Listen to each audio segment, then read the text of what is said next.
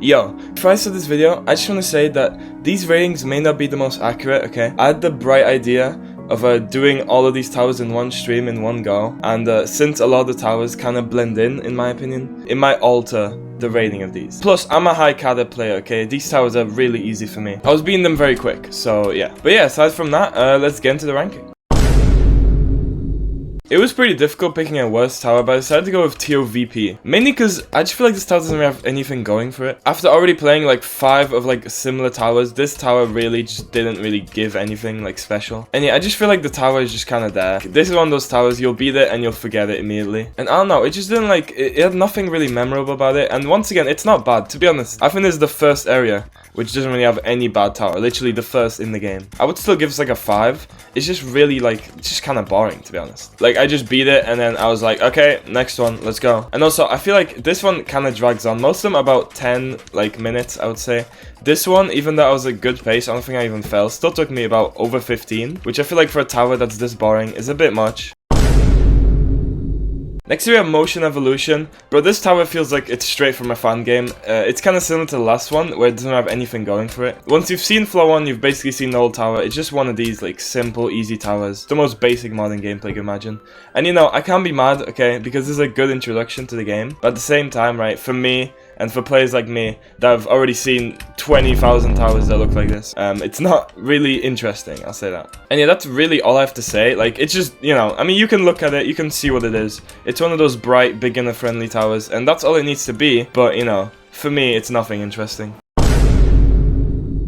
Next we've got Boost Mayhem, and this one, I do like the little mechanic of like the boosts. And I think it's kind of cool. And I like this tower actually as a theme, right? Like, you actually, you know, being it. Okay, that doesn't really make much sense, but you know what I mean, right? It utilizes boosts, right? Which is good for beginners. Aside from that, though, I feel like there isn't really much to it. I mean, it's better than the other two, as more unique gameplay for sure. But aside from that, it's just more like pretty easy gameplay, except with boosts. There's also a section in the end, which is like kind of confusing. Although I'm probably the only one that was confused by it. But you have to like kind of back travel a few times. And I ended up doing like a few loops before I actually got to it. Once again, I'm probably the only person that did that. I'm pretty stupid. And that's not even like, that doesn't take away from the tower. That's just like a unique part of the tower, I guess. I'm really just trying to say anything that I remember about this, which isn't much. But the main thing I do remember is that it was alright.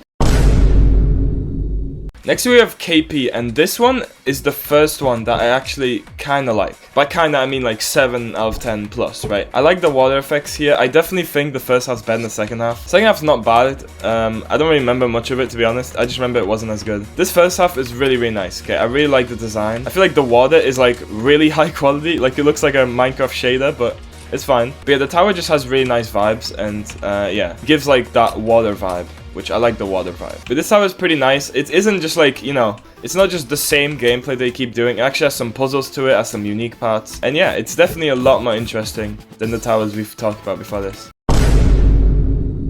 Next we've got Critical Damage. First one I played, which actually like looked cool. I'm not saying the other ones don't have like good design, but this one actually has like a kind of a theme. Basically, it's the first tower that's not just all, you know, happy colors, happy yay tutorial, right? It's the first one that kind of looks different. And yeah, it's another tower that's pretty damn good. It has like these, you know, custom cutscenes for this stuff as well. I also really like the design, and it kind of gives like, I think my friends disagreed. I forgot who disagreed. This gives Silent Abyss vibes. I think Camille didn't agree.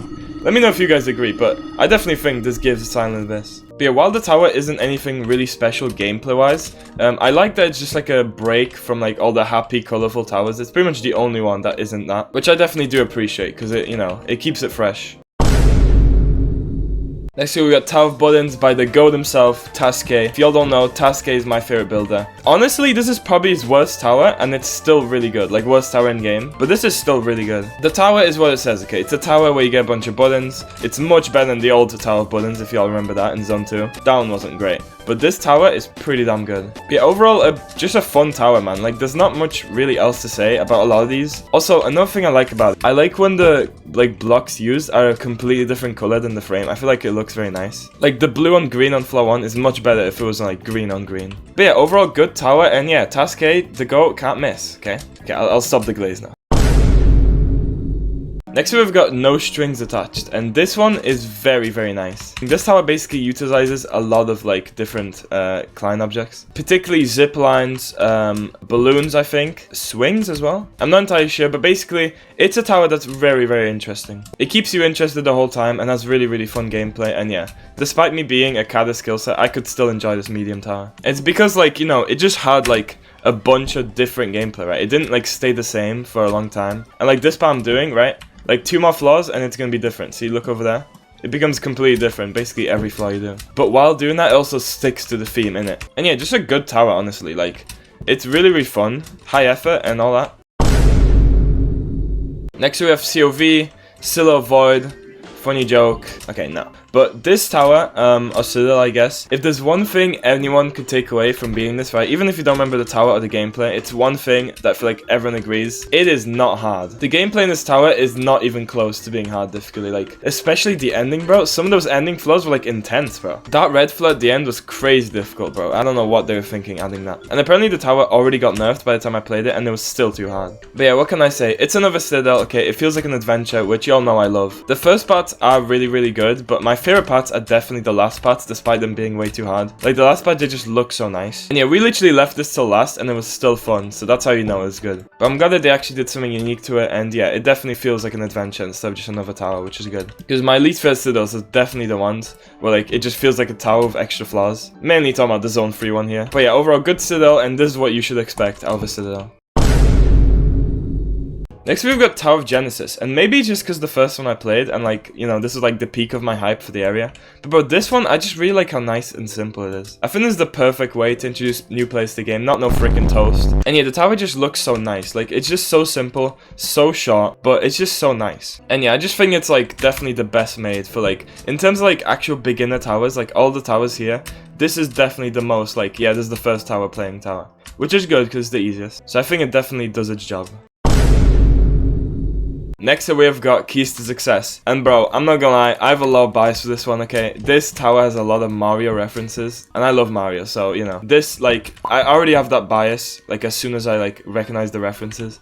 But at the same time, bro, the tower is just really good. This is actually, I think, the longest tower that's not the Citadel. I'm pretty sure it was, like, 30 minutes long, but I feel like it's appropriate to be 30 minutes, because, like, it's just so cool. I love the utilization of keys, and I've always liked keys, honestly. Like, keys have so much more aura than buttons. And yeah, this tower just, like, always keeps you, like, interested. I love the last floor as well, where you have to collect all those keys. I love parts like that, bro. And also, like, the part which they completely copied from Mario Galaxy, where, like, you have to fill in the star. Like, the #1 spot, I think, definitely has better gameplay, but it isn't as interesting as this, for sure. And honestly, it could arguably be #1. Like, if I like the #1 more, it's by, like, 0.1 score, right? Like, barely more. But yeah, great tower, and yeah, more towers should be using keys, but I love keys.